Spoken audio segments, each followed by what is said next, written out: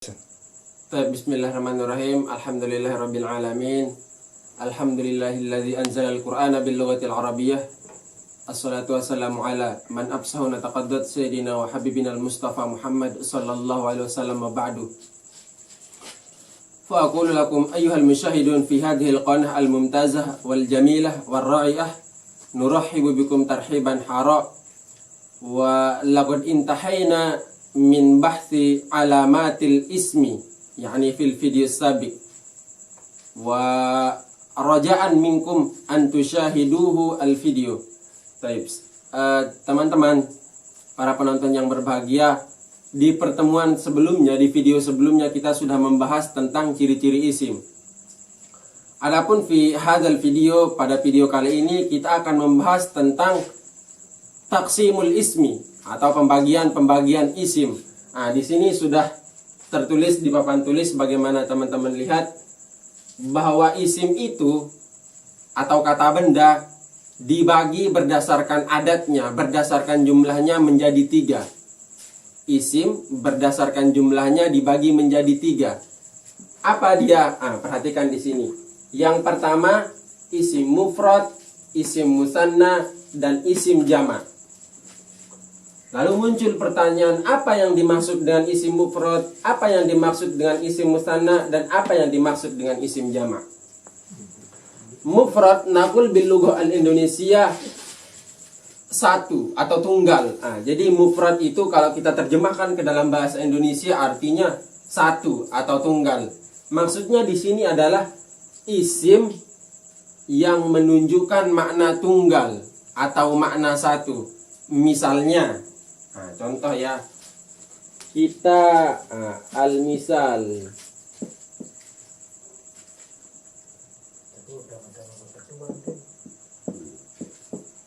kitabun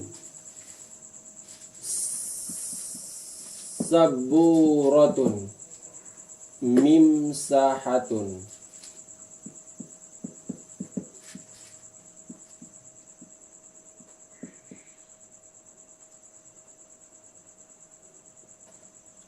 Contoh dari isim mufrad adalah kitabun.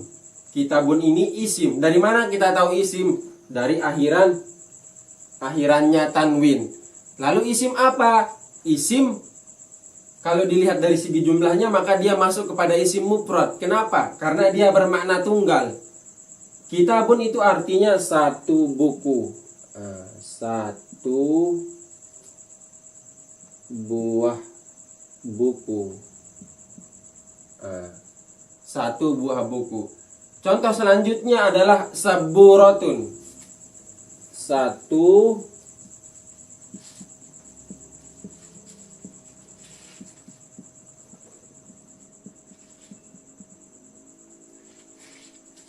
saburatun bermakna satu buah papan tulis. Kemudian contoh yang ketiga mimsahatun.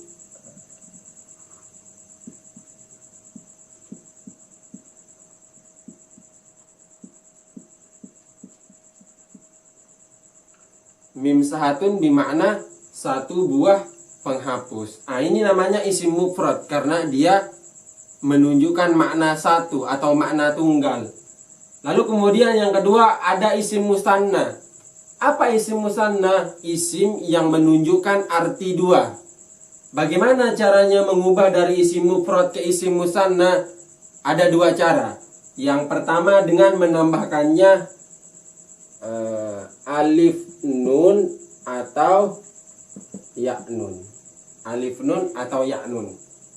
Misalnya pada lafaz kitabun yang tadi awalnya bermakna satu buah buku, ketika yang kita kehendaki itu adalah dua buah buku, maka kita harus menambahkannya sesuai dengan rumus isim musanna, yaitu menambahkan alif nun atau ya nun menjadi kitabani atau kita baini. Kita baini. Dari saburatun menjadi saburotani atau saburotaini. Saburataini. Dari mimsahatun menjadi mimsahatani atau mimsahataini.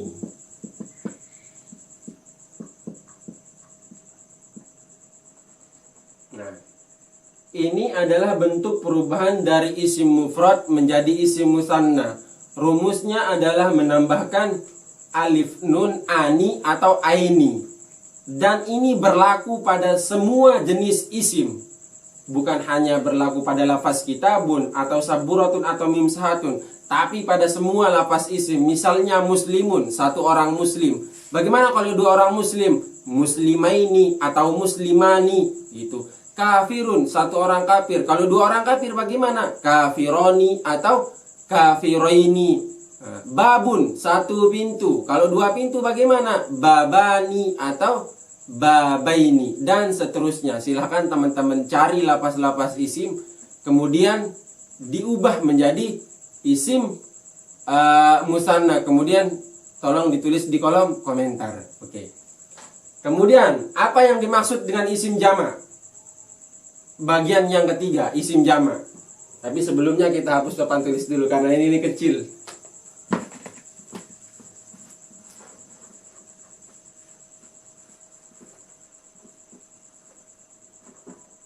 Nah, kalau untuk lafaz isim jamak itu sendiri nanti ada bagiannya.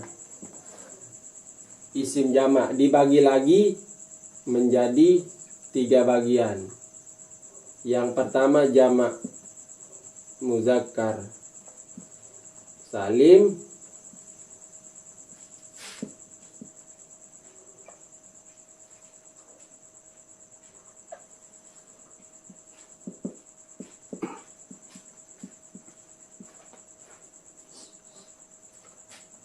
jamak dibagi menjadi 3. Yang pertama ada jamak muzakkar salim, ada jamak muannats salim, dan ada jamak taksir. Apa yang dimaksud dengan jamak muzakkar salim? Jamak muzakkar salim adalah jamak yang menunjukkan laki-laki banyak. Nah, misalnya contohnya muslimun.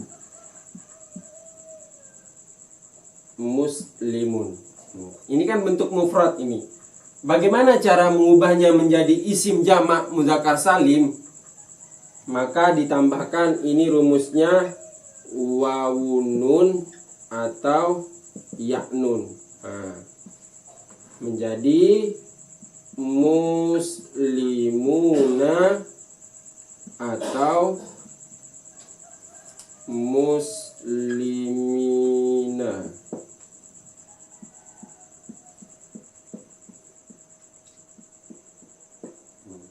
Nah, ini namanya bentuk jamak muzakkar salim. Ada muslimuna atau muslimaini. Jadi teman-teman, dimanapun teman-teman mendapatkan lafaz-lafaz yang berakhiran alif nun atau ya nun yang sebelumnya adalah kasroh, maka itu sudah dipastikan menjadi jamak muzakkar salim dimanapun. Semasih dia berbahasa Arab, mau di Al-Quran, mau di Al-Hadis, mau di buku-buku berbahasa Arab, mau di majalah bahasa Arab, mau di perfilman bahasa Arab dan sebagainya, tetap dia hukumnya. Kalau ada wawunun di akhir atau ya'nun di akhir, itu disebut dengan jamak mudzakkar salim.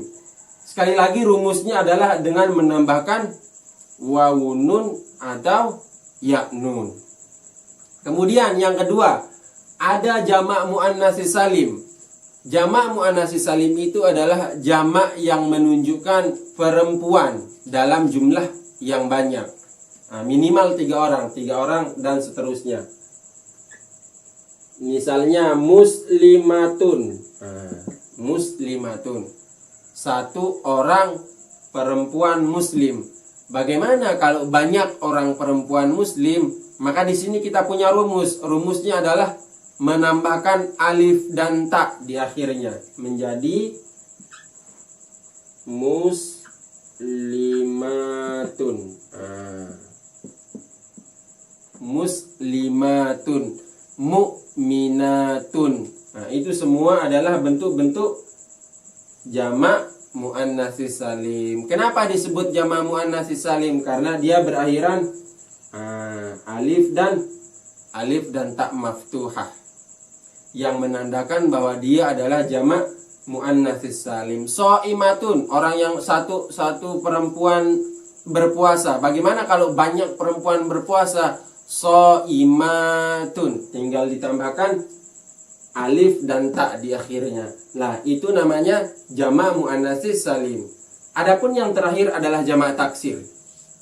Jamak taksir ini adalah jamak yang tersulit. Kalau jamak mudzakkar salim dan jamak muannatsis salim, dia masih memiliki rumus. Masih bisa kita identifikasi dengan rumusnya. Kalau mudzakkar salim wawun nun ya nun, kalau muannatsis salim alif dan ta. Tapi kalau jamak taksir itu tidak ada rumusnya. Karena jamak taksir itu sendiri pengertiannya adalah jamak yang pecah atau yang berubah dari bentuk mufradnya. Misalnya kitabun. Nah, lafaz yang tadi, kitabun, satu buah buku. Kalau banyak buku gimana? Apakah menjadi kitabuna atau kitabatun? Tidak. Nah, tapi dia berubah menjadi kutubun. Nah, kutubun. Nah, lafaz kutubun ini adalah jamak taksir, banyak buku artinya. Oke? Jadi sekali lagi, jamak taksir itu adalah jamak yang berubah dari bentuk mufradnya. Di sini kita perhatikan, di lafaz mufradnya ada huruf kaf, ada huruf ta, sama ada huruf alif dan ba. Tapi begitu dia berubah menjadi jamak taksir, huruf kaf masih tetap ada. Huruf ta juga masih tetap ada. Huruf alif hilang. Nah, huruf ba masih tetap ada. Jadi kita kehilangan satu huruf, yaitu huruf alif. Nah, inilah yang disebut dengan berubah dari bentuk mufradnya. Kitabun menjadi kutubun. Tolibun menjadi tulabun. Misalnya tolibun.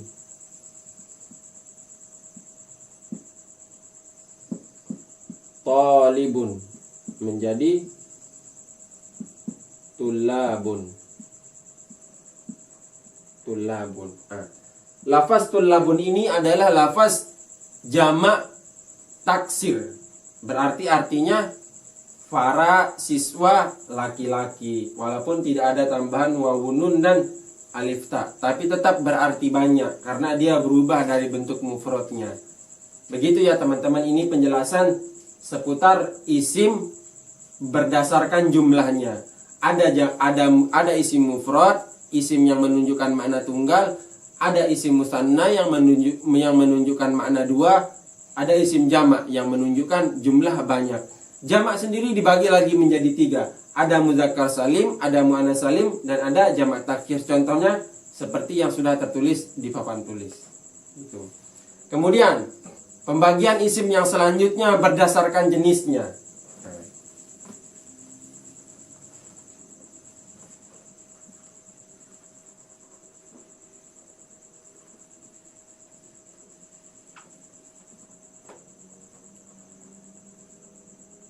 Isim berdasarkan jenisnya dibagi menjadi dua.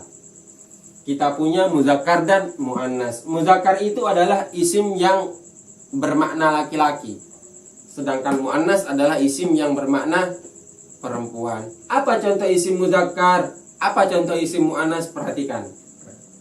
Muzakkar misalnya Zaidun. Zaidun.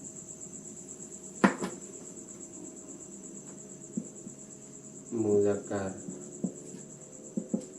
Zaidun, kemudian Aliyun, Babun, Qalamun.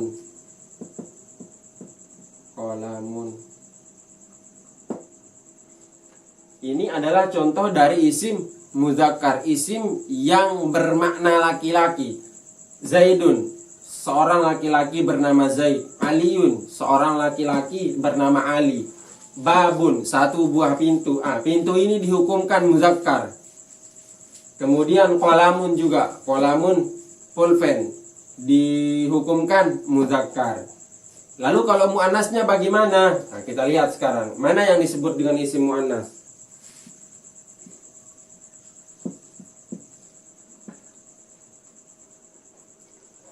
Ciri utama dari isim muannas adalah memiliki ta marbutoh. Nah, misalnya solihatun.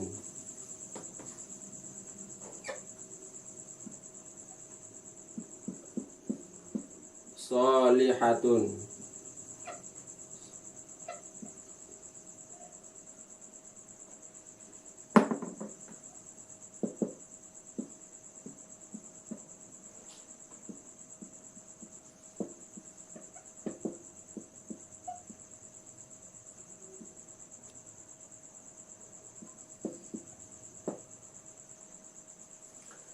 Isim muannas adalah isim yang menunjukkan makna perempuan. Ciri utamanya adalah diakhiri oleh ta ini nih. Ta marbutoh. Solihatun, seorang perempuan yang soleh. Soimatun, seorang perempuan yang berpuasa. Saburotun, papan tulis. Papan tulis itu dihukumkan muannas. Kenapa dihukumkan muannas? Karena dia memiliki tanda muannas. Ada tak di akhirnya, tak marbutoh. Begitu ya teman-teman. Kemudian nama perempuan juga, misalnya Zainab.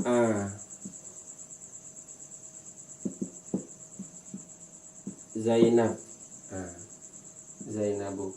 Zainab ini walaupun dia tidak memiliki tak marbutoh di akhirnya, di akhir lafaznya, tetap dia dihukumkan muannas. Kenapa? Karena memang ditujukan untuk nama perempuan. Zainab, nama perempuan. Gitu. Sama juga dengan Fitri misalnya. Fitri. Fitri ini nggak ada tak di akhirnya. Meskipun nggak ada tak, tetap dia dihukumkan muannas. Kenapa? Karena Fitri itu sendiri adalah nama untuk seorang perempuan.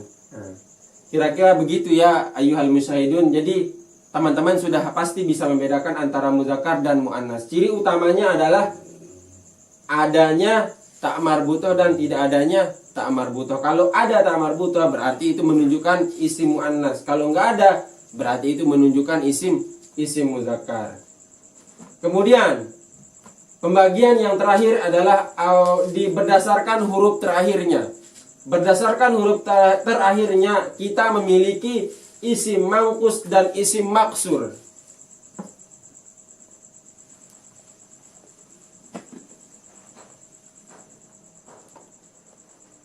Ada isim mangkus dan maksur.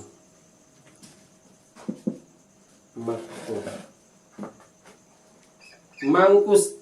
Isim mangkus adalah isim yang diakhiri oleh ya yang sebelumnya berharokat kasrah. Misalnya al-qadi.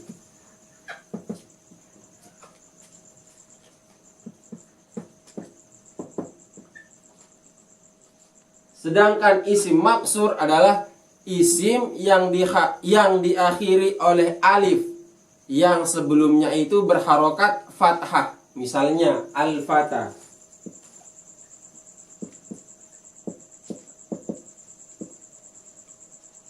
Coba teman-teman perhatikan antara al-qadi dan al-fatah. Al-qadi. Di sini sama-sama diakhiri oleh al-qadi, dia diakhiri oleh huruf ya dan harokat sebelumnya itu adalah kasroh. Maka kita sebut dengan istilah isim mangkus. Lalu kalau isim maksur adalah diakhiri oleh alif. Alif maksur ini namanya alif maksur ya. Alif yang bengkok. Ya alif yang bengkok ya, benar alif yang bengkok. Kemudian diakhiri sebelumnya diakhiri oleh harokat fathah. Maka dia disebut dengan isim maksur. Sekali lagi, isim mangkus adalah isim yang diakhiri oleh huruf ya dan harokat sebelumnya adalah kasrah. Sedang isim maksur, isim yang diakhiri oleh alif maksurah yang sebelumnya berharokat fathah. Hakadha sarhuna fi hadhihi lailah. Syukran ala musyahadatikum. Assalamualaikum warahmatullahi wabarakatuh.